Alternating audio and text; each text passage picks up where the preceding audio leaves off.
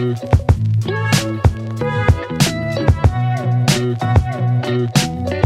welcome back to the Gilbertson Aero Factory. Today is Monday, the 18th of November, 2024. It's late in the day. I've been running around doing errands and haven't had any opportunity to get into the shop until now. And not a lot of work is going to get done and not a lot of time is going to be spent. It's going to be about doing some chores, getting some hardware sorted out so I can get those brackets just stuck on these two ailerons that are now complete. And I think just continue on with a little organization project to try to get these bags of hardware sorted into individual bins so I'm not scrambling looking through the wing kit inventory list. Yeah, that's about it. A couple other things I want to show you, but we'll show you when I show you. So thanks for being here. Let's build an airplane. So for this next bit, I think the best way to record it will be with the cell phone here. So kind of bear with me, shaky camera movements or whatever, but I wanted to give you a little bit more explanation about what I was describing in terms of riveting the trailing edge, and then also the bucking bar that I used to rivet the skins to the main spar. I showed you that picture, how the bucking bar fits in there, and I'll show you the differences, I suppose. So I've got 3 bucking bars here. They're all tungsten, so they've got a lot of mass. This one right here is the one that comes if you order a toolkit from Cleveland, and this is a really useful, sturdy bucking bar, and you can see that one end of it has got an angle to it, so you can kind of make it flush in awkward spaces. For example, going across that spar, and you have to dip down and get flush on the rivet head. This is how Tim riveted his. I bought this bucking bar early on, and you can see how much shorter it is. And so this solved the problem because this has more mass than this one, but this one is narrower. So I was able to, this fit nicely inside the web, the picture I showed you yesterday.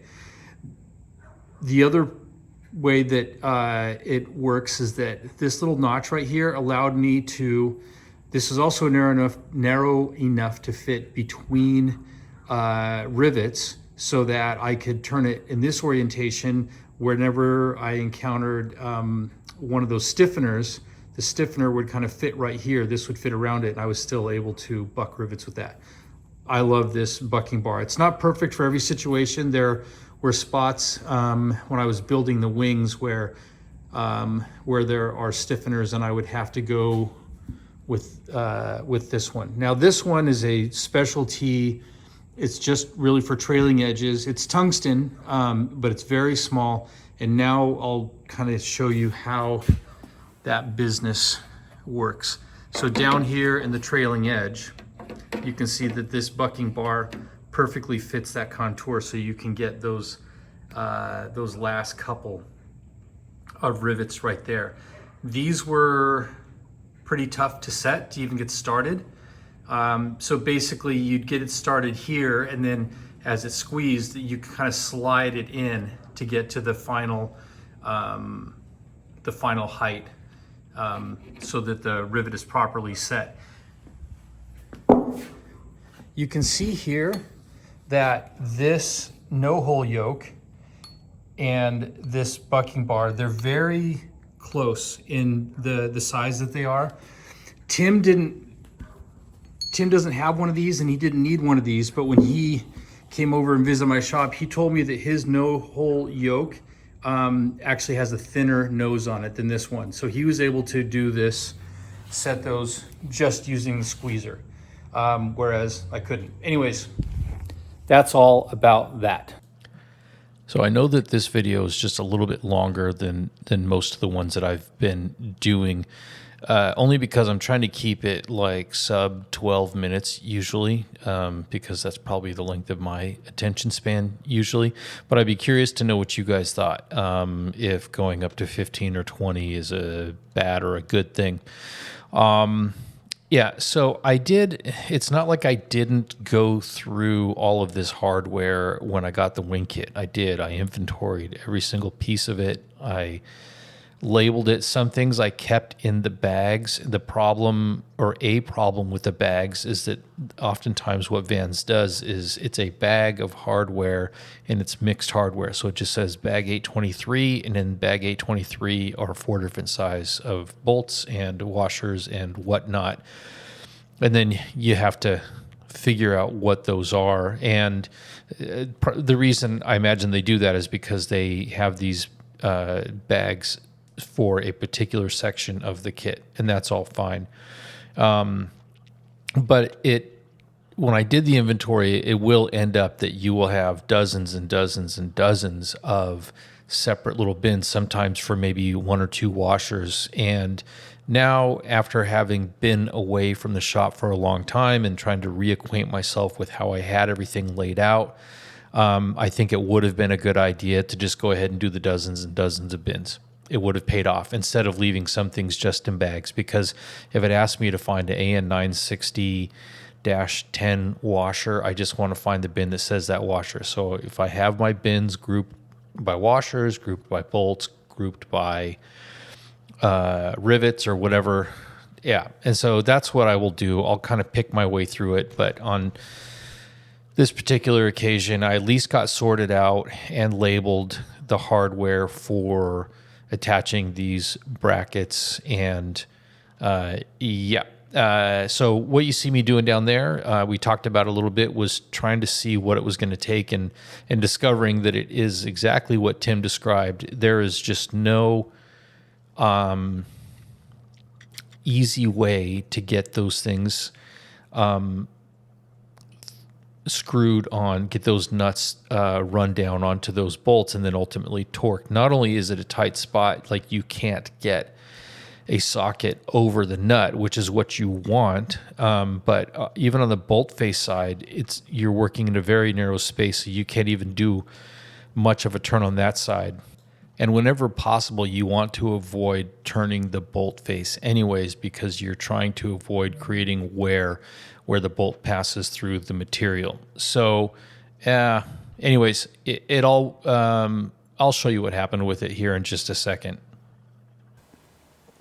Well, good morning. Welcome back to the Gilbertson Aero Factory. It's a different day, but it's the same video. I think this is episode 128. And in this one, we're doing chores. I got some hardware labeled and sorted. I still have a ton more to really get figured out in a better way of keeping it all organized. Part of the problem is that some of this stuff uses alternate part numbers. Let's see if you can see that. So the plans will call out AN6010-L, but the part number on the kit, or rather like in the inventory, in the bag you get, will be NAS 1149 F0332P.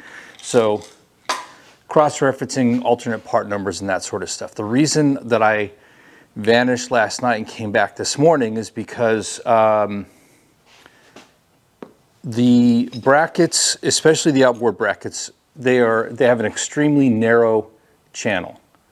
And you need to, or ideally, in every chance you want to, when you're torquing this stuff, you want to torque the nut and not the bolt face on the opposite side, which is also a very difficult fit. But you can't get, I need to get my face out of here so this can focus, anything to fit down in here.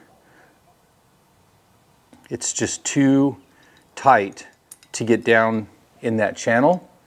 So what I did is I went to Harbor Freight hoping that maybe a 1/4-inch drive long reach set would have a thin enough wall to do it. So instead I'm going to try to make a thin wall.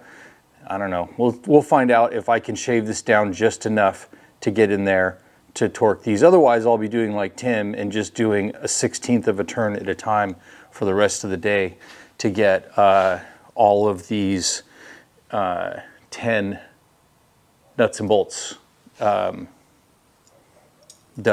And the other thing that I've got going on right now is the tiny little AN 3-4A bolts are in the freezer. I don't want to open up these holes to get them to go through, so throw them in the freezer for a little while, get those bolts to tighten up, and then get them in the spot. So let's see what happens. By the way, if you're noticing my fancy mug right here, this is from the Waco Miracle Match Marathon on January 29th, 2012. Or I ran a 3:22:07, so I haven't always been fat. And fun fact, it's a really small marathon, so 3:22:07 was fast enough for me to finish 9th overall, third of my age group.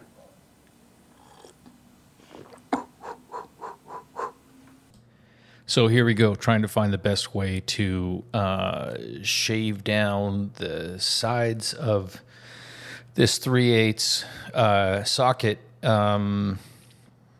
to a depth of about an inch. I think it's 0.8 of an inch. So I measured the inside of that channel, and it's like 0.501 inches. And that socket is 0.55, 0.545. So it's about 45 thousandths over.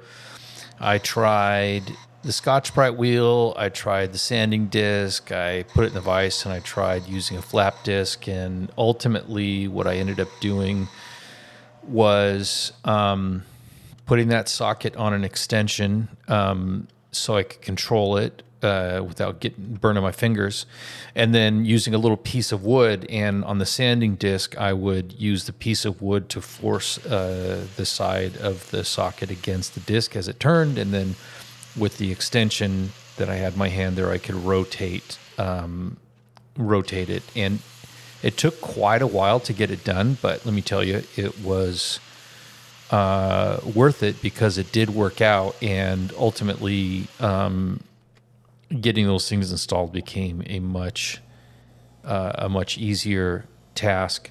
But yeah, lots of back and forth, lots of measuring, inexpensive tool from Harbor Freight that just became, as far as I'm concerned, a very valuable tool, because I didn't have to turn those bolts. I just turned the nuts. So this is kind of how it worked out. I got it through a lot of trial and error to fit all the way down there. And then, let's see, there you go.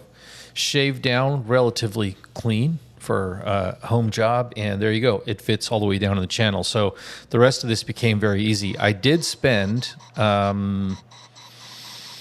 between these two sort of short sessions last night and this morning, a total of 2.8 hours. So I still managed to turn it into a long time.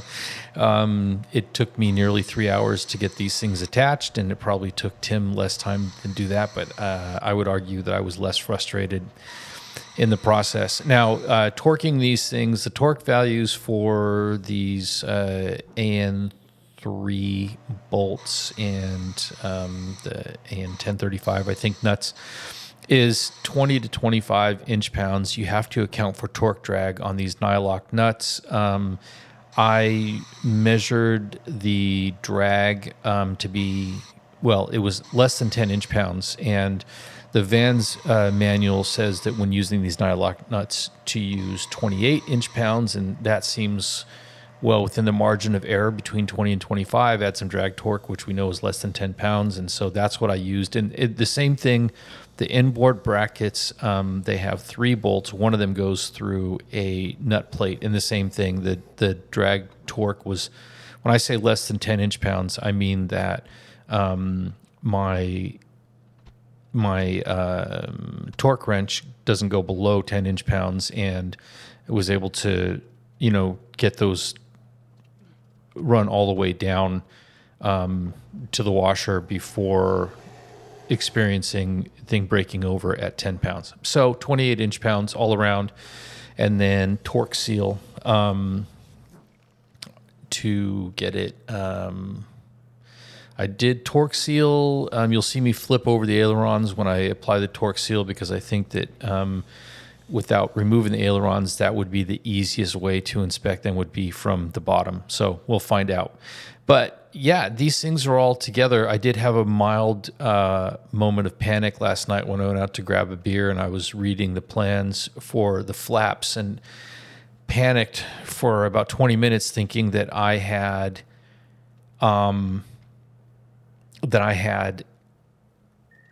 riveted an area of the flap brace that I wasn't supposed to, and I was going to have to go through and undo a whole bunch of rivets because the flap brace attaches to the wing skin. And after about 20 minutes of looking at this, doing this on my phone, by the way, and flipping between looking at the plans and looking at the instructions and back and forth, and then going back and look at my videos, I realized, yeah, it does attach to the skin. It attaches to the bottom skin.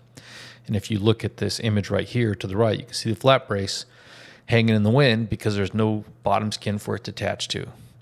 So I'm just so scarred from the mess that I made like a week and a half ago that I was going to have to drill out a bunch of rivets. So everything's good. I'm leaving tomorrow. I'll be gone for about 3 weeks. And when I come back, I think what I'm going to do is take those tanks off and finally fix the leaks that I found when I built those tanks so long ago. So thanks for being here. Stay in touch.